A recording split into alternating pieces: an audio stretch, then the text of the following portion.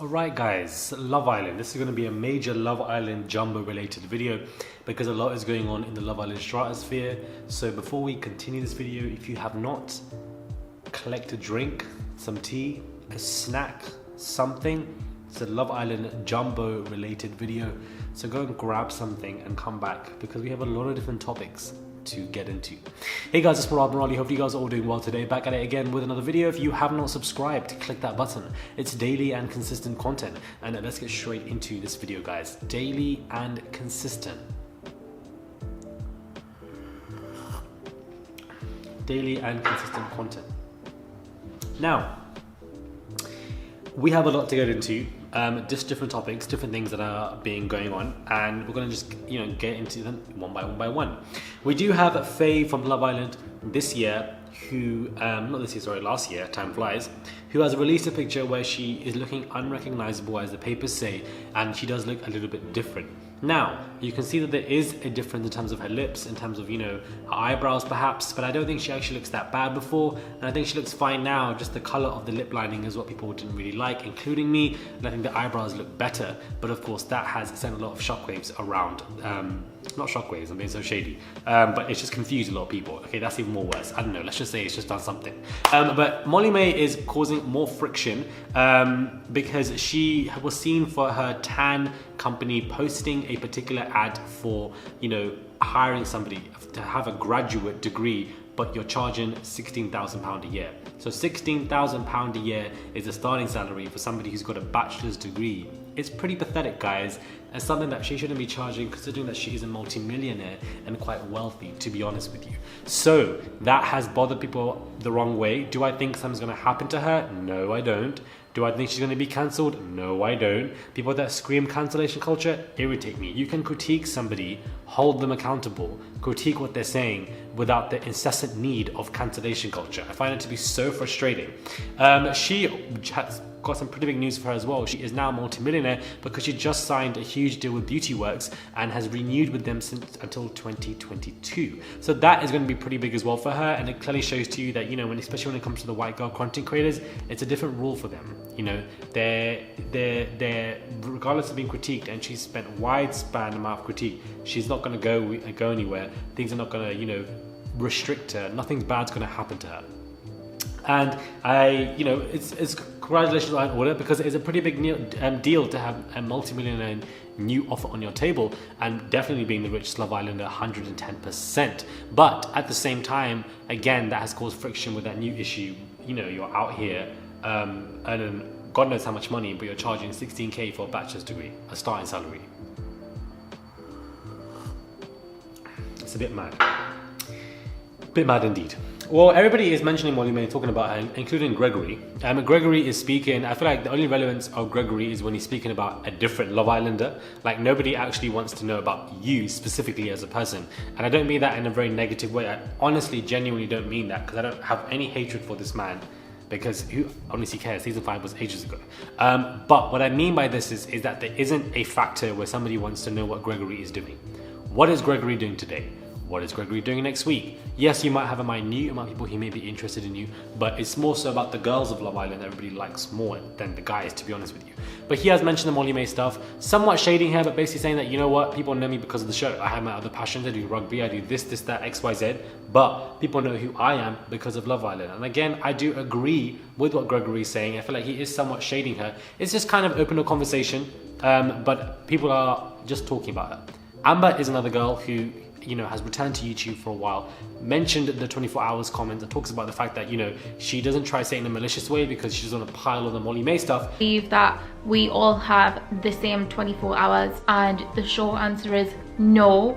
But what I will say is I don't believe in inciting hatred, trolling. But also mention that, we don't all of the 24 hours. She's mixed race, she comes from that background, and she can understand it to an extent. She's different perspectives, but this is what I mean. A lot of Love Islanders are speaking on it, somewhat subtly shading her, I would say, but nothing that I would say is malicious. Do I think that we all have the same 24 hours? I just don't. But I think because I come from a mixed race background and I can see sort of different perspectives, I don't have that view. It's very damaging to say that we all have the same 24 hours, because we definitely don't.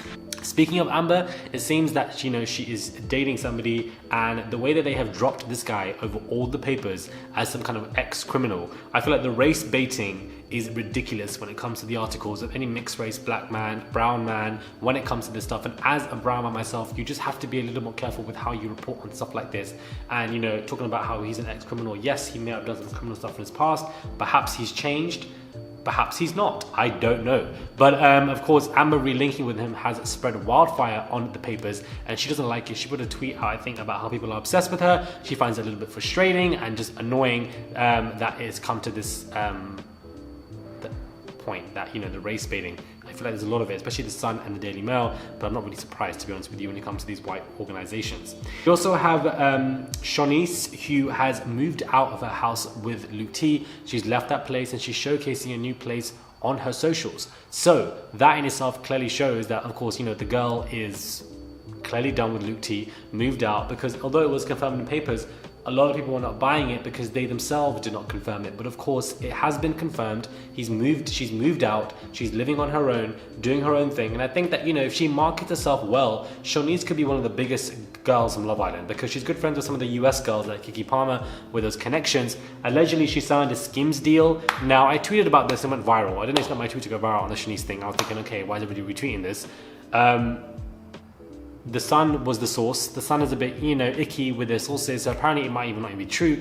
Upon reading on it, and I was a bit like, wait, what? Like, there's Bristol News was another article. Several were saying that it was true, so you just don't know, to be honest with you. But I do hope that she gets a Skims deal. It suits her, and I think that it would work well for her. She can do very well in the US, 110%. Eyal Booker and his girlfriend, who is Lisa Rinna's daughter, I've completely forgotten her name off the top of my head, they have broken up. They were in a 2 to 3 year relationship. He just recently posted a picture with the caption "New Beginnings." I thought they were in it to win it. I thought they were going to get married. I think it was going to be well for them. He was even on Real Housewives of Beverly Hills, for goodness sake. I thought he was doing very well, but clearly they're broken up, and apparently she dumped him. So, that's just alleged. I don't know if that's to be true. But sad day for Eyal, because clearly, I'm sure these two were doing well, and he just did not see that coming. I find Eyal to be funny. Eyal is just a funny guy. Eyal is the guy who was arguing with Hailey and stuff like that. I saw him on the first date shows talking about how he's into meditation and stuff like that. It's just giving a white man who goes to yoga and discovers his entire life. But really and truly, there are a lot of brown and black people that know a lot more about this stuff, but suddenly he wants to be the king leader. I don't know why, I just get that vibe from him. I always have gotten that vibe from him about vibes and manifestation and gentrification at its finest. I don't know why I do. Maybe you guys disagree or agree, but I just do. Sharon from last year's Love Island has come out to basically slam the show's lack of Asian representation. She says we were taken as a token. I felt like I was scapegoated for TikTok, 95% of the time I was in the villa. It was so nice to have me and another Asian contestant, Shannon, there for the first couple of days, but she was booted out within 24 hours. And then AJ, I don't know how long AJ was in there for, but Priya wasn't in there for any long either. I don't feel like any of us were given an equal chance at anything. It's all well and good having a diverse lineup, but if there isn't diversity in what people find attractive, then you've completely missed the mark and kind of wasted everyone's time. Marlon Anderson, who appeared in season 2 back in 2016, Kaz Crossley, who starred in season 4, are among the Asian women who have participated in the show. Interesting. The popular ITV program has been critiqued in the past for being too white and lacking in body diversity, which we all know, but clearly, she's bothered by the lack of Asian representation. I do agree with her. I'm glad that she's speaking out about the situation. I do think it's interesting with what she's saying, that there is a lack of, not really also representation, but then how you play with representation. You're just using us as tokens. But then it's like, also you kind of knew what you're getting into. You're going on a very white show. Like, why are you going onto Love Island? You know what you're going to get out of this. So, it's a bit of, it's just interesting because it does benefit you still to an extent, but I also do agree with her when it comes to representation. Okay, guys, so these were just the Love Island jumbo topics. I wanted to just get into Love Island for a little bit and just really speak about it. And, there's a lot of seasons now, so there's a lot to talk about when it comes to these jumbo videos.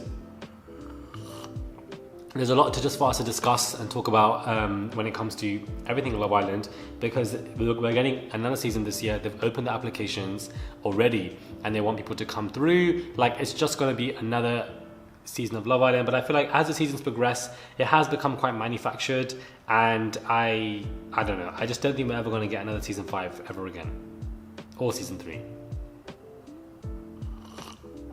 I just don't think we are. I don't think it's gonna be like that anymore, guys. We can kiss those days goodbye. Anyways, let me know what your thoughts are when it comes to this video. Subscribe to the channel, click that button. It's daily and consistent content, and I will catch you guys soon for another video. Subscribe, guys. Click that button.